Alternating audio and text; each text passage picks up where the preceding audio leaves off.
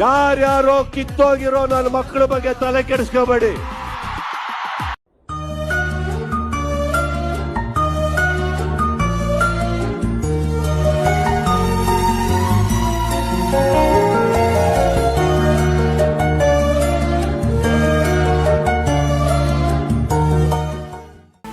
ತಾರಕಕ್ಕೇರಿದ ಕಿಚ್ಚ ದರ್ಶನ್ ಅಭಿಮಾನಿಗಳ ಜಗಳ. ತಮ್ಮ ಬೇಳೆ ಬೇಯಿಸಿಕೊಳ್ಳೋಕೆ ಮುಂದಾದ್ರ ಫ್ಯಾನ್ಸ್. ಅವ್ರು ಬರ್ತಾರೆ ಇವ್ರು ಬರ್ತಾರೆ ಅಂತ ಹೇಳ್ತೀರಾ? ನಮ್ ಡೆವಿಲ್ ಮೂವಿ ಮುಂದೆ ಅವ್ರು ಬರ್ತಾರೆ ಇವ್ರು ಬರ್ತಾರೆ. 45 ಬರ್ಲಿ ಮ್ಯಾಕ್ಸ್ ಬರ್ಲಿ ಯಾವನ್ನೇ ಬರ್ಲಿ. ಡಿ ಬಾಸ್ದು ಮತ್ತೆ ಕಿಚ್ಚ ಬಾಸ್ದು ನನ್ನ ಕಾಂಟ್ರವರ್ಸಿ ತಗೊಂಡ್ಬರ್ಬೋದಾಗಿತ್ತು. ನನ್ ತಪ್ಪಾಗಿದೆ. ನನಗೆ ಅನಿಸ್ತು, ಯಾರು ಏನ್ ಹೇಳಿಲ್ಲ ಏನಿಲ್ಲ, ನನಗೆ ಅನಿಸ್ತು. ನನಗೇನಕ್ಕೋ ಸುದೀಪ್ ಅವ್ರ ಬಗ್ಗೆ ಮಾತಾಡಿ ನಾನು ತಪ್ಪು ಮಾಡಿದ್ನೇನೋ, ಅವರು ಫ್ರೆಂಡ್ಶಿಪ್ನ ನಾನು ಹಾಳು ಮಾಡ್ತಿದ್ದೀನೇನೋ ಅಂತ ನನಗೆ ಅನಿಸ್ತಾ ಇದೆ. ಇನ್ಮೇಲಿಂದ ನಾನು ಕನ್ನಡ ಇಂಡಸ್ಟ್ರಿ ಹೀರೋ ಅವ್ರ ಬಗ್ಗೆ ಯಾರ ಬಗ್ಗೆ ನಾನು ಮಾತಾಡಕ್ ಹೋಗಲ್ಲ. ನಮ್ಮ ಹತ್ರ ಬೇಡ. ದೊಡ್ಡವರಾಗಲು ಇಂಥ ಸಣ್ಣತನ ಪ್ರದರ್ಶನ ಸರಿನಾ? ವಿವಾದಕ್ಕೆ ಕ್ಲಾರಿಟಿ ಕೊಟ್ಟ ನಟ ಕಿಚ್ಚ ಸುದೀಪ್. ರಾಜ್ಯದಲ್ಲಿ ನಟ ಸುದೀಪ್ ಹಾಗೂ ಚಾಲೆಂಜಿಂಗ್ ಸ್ಟಾರ್ ದರ್ಶನ್ ಅಭಿಮಾನಿಗಳ ನಡುವಿನ ವಾಕ್ ಸಮರ ತಾರಕಕ್ಕೇರುತ್ತಿದೆ. ತಮ್ಮ ಬೇಳೆ ಬೇಯಿಸಿಕೊಳ್ಳಲು ತಂದಿಡುವ ಕೆಲಸ ಮಾಡ್ತಿದ್ದಾರೆ. ಯಾವುದೋ ಸಣ್ಣ ಸಂಘಟನೆ, ಸಣ್ಣ ಬಳಗ ಕಟ್ಟಿಕೊಂಡು ಅಲ್ಲಿ ದೊಡ್ಡವರಾಗಲು ಈ ರೀತಿ ಅಪಪ್ರಚಾರ ಮಾಡ್ತಿದ್ದಾರೆ. ಆದ್ರೆ ಇಲ್ಲಿ ಯಾವುದೇ ವಾರ್ ನಡೆದಿಲ್ಲ. ಸುದೀಪ್ ಯಾರನ್ನು ಟಾರ್ಗೆಟ್ ಮಾಡಿ ಹೇಳಿಯೇ ಇಲ್ಲ. ಅದನ್ನ ಅವರೇ ಕ್ಲಾರಿಟಿ ಕೊಟ್ಟಿದ್ದಾರೆ. ಎಸ್, ಸ್ಯಾಂಡಲ್ವುಡ್ ಈಗ ದೊಡ್ಡ ಮಟ್ಟದಲ್ಲಿ ಹೆಸರು ಮಾಡ್ತಿದೆ. KGF, ಕಾಂತಾರ ಸಿನಿಮಾ ಬಂದ ಮೇಲೆ ನಮ್ಮ ಸಿನಿಮಾ ಇಂಡಸ್ಟ್ರಿ ಎಲ್ಲಿಗೋ ಹೋಗಿ ನಿಂತಿದೆ. ಈ ಮಧ್ಯೆ ಎಲ್ಲ ಅಭಿಮಾನಿಗಳು ಇದಕ್ಕೆ ಬೆನ್ನೆಲುಬಾಗಿ ನಿಲ್ಲಬೇಕಿತ್ತು. ಮತ್ತಷ್ಟು ಸಪೋರ್ಟ್ ಮಾಡಿ ನಮ್ಮ ಸ್ಯಾಂಡಲ್ವುಡ್ ಇಂಡಸ್ಟ್ರಿಯನ್ನ ಇನ್ನೂ ದೊಡ್ಡ ಮಟ್ಟಕ್ಕೆ ತಗೊಂಡು ಹೋಗ್ಬೇಕಿತ್ತು. ಆದ್ರೆ ಇಲ್ಲಿ ಆಗ್ತಿರೋದೇ ಬೇರೆ. ಸಾಮಾಜಿಕ ಜಾಲತಾಣದಲ್ಲಿ ಒಬ್ಬರಿಗೊಬ್ಬರು ಕಿತ್ತಾಡುವ ಕೆಲಸ ಮಾಡ್ತಿದ್ದಾರೆ. ನಾಮೇಲು ಅಂತ ದರ್ಶನ್ ಹಾಗೂ ಕಿಚ್ಚ ಸುದೀಪ್ ಅಭಿಮಾನಿಗಳು ಕಚ್ಚಾಡ್ತಿದ್ದಾರೆ. ಹೇಳಿ ನನ್ನ ಮಕ್ಕಳ, ಏನ್ ಹಿಂದೆಂದ ಬರ್ತೀರಾ? ಸುತ್ತಿ ಗಂಡಸರಾಗಿದ್ರೆ ಬಂದು ಸ್ಟ್ರೈಟ್ ಆಗಿ ಫೇಸ್ ಮಾಡಿ ನನ್ನ.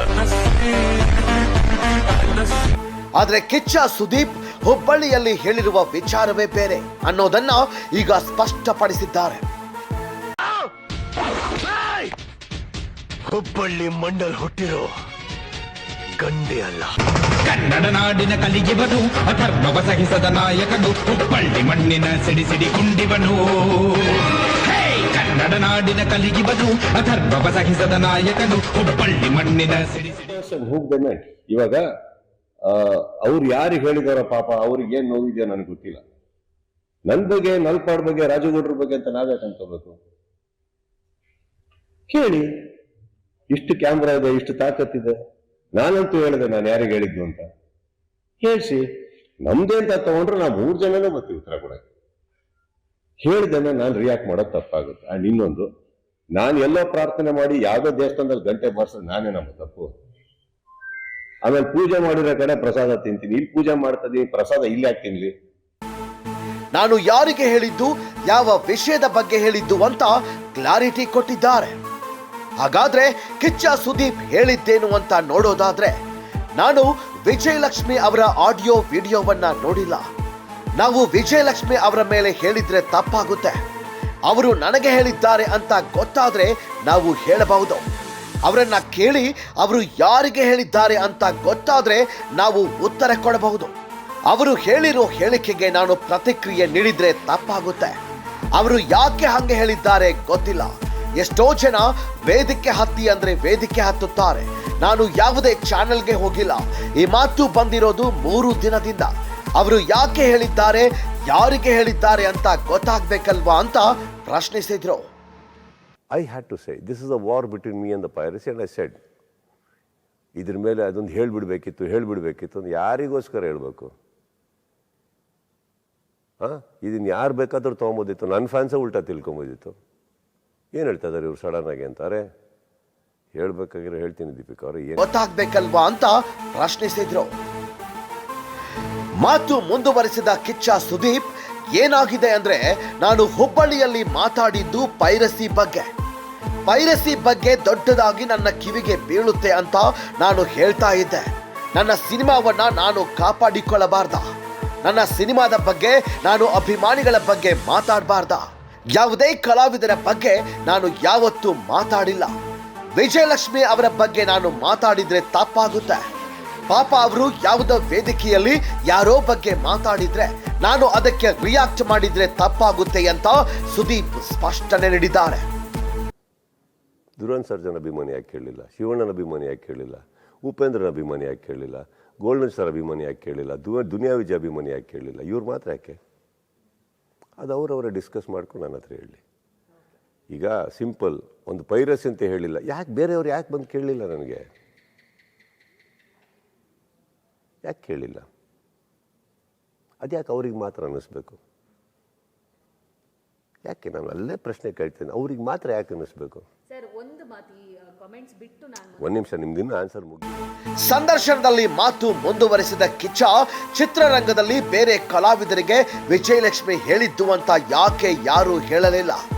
ಉಪೇಂದ್ರ ಸರ್ ಇದ್ದಾರೆ, ದುನಿಯಾ ವಿಜಯ್ ಇದ್ದಾರೆ, ಶಿವಣ್ಣ ಇದ್ದಾರೆ, ಧ್ರುವ ಸರ್ಜಾ ಇದ್ದಾರೆ, ಯಶ್ ಇದ್ದಾರೆ, ಗೋಲ್ಡನ್ ಸ್ಟಾರ್ ಇದ್ದಾರೆ, ರಕ್ಷಿತ್ ಶೆಟ್ಟಿ ಇದ್ದಾರೆ, ರಿಷಬ್ ಶೆಟ್ಟಿ ಇದ್ದಾರೆ. ಆದ್ರೆ 1 ಗಂಟೆ ಮಾತ್ರ ತನ್ನನ್ನುತ್ತೆ ಅಂತ ಹೇಳಿದ್ರು. ಅಂದ್ರೆ ಇದರ ಅರ್ಥ ಇಷ್ಟೊಂದು ಜನ ನಟರು ಇದ್ರೂ ನನ್ನ ಮೇಲೆ ಯಾಕೆ ಹೇಳ್ತಿದ್ದಾರೆ ಅಂತ ಮಾರ್ಮಿಕವಾಗಿ ಹೇಳಿದ್ರು. ಹೀಗೆ ಕಿಚ್ಚ ಸುದೀಪ್ ಕಟ್ಟಿ ಮುರಿದಂತೆ ಮಾತನಾಡಿದ್ದಾರೆ. ನಾನು ದರ್ಶನ್ ಅವರಿಗೆ ಆಗಲಿ ಅವರ ಅಭಿಮಾನಿಗಳಿಗೆ ಆಗಲಿ ಹೇಳಿಲ್ಲ.